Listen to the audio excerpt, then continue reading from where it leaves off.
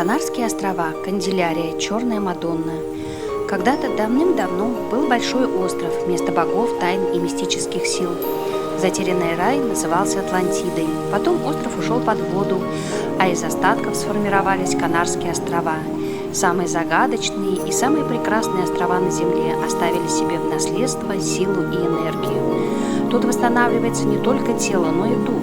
Мы находимся в Канделярии, одно из таинственных мест, где исполняется желание. Католическая церковь, Королевская базилика Канделярия, где находится статуя Бога Матери.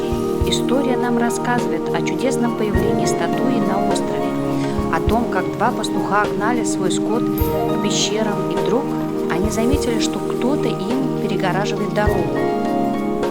Когда пастухи спустились вниз, тогда они увидели фигуру женщины с младенцем на руках. Долго пастухи пытались убрать со своей дороги статую. Один из пастухов бросил камень, но камень полетел в обратную сторону и ранил пастуха.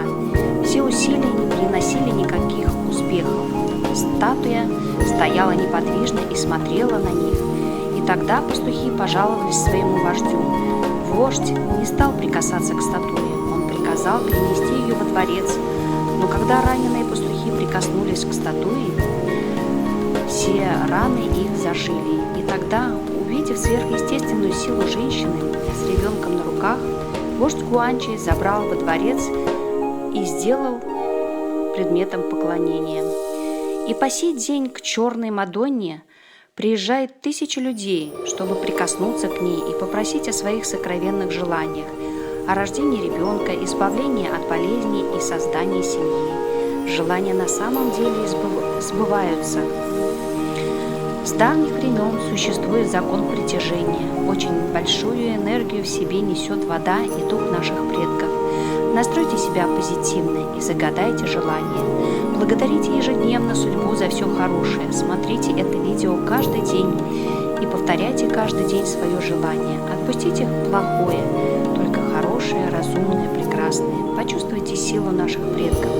Загадывайте желание прямо под этим видео и ставьте лайки. Подписывайтесь на мой канал, чтобы увидеть много интересного, а также, чтобы изменить свою судьбу к лучшему и получить ключ к счастью.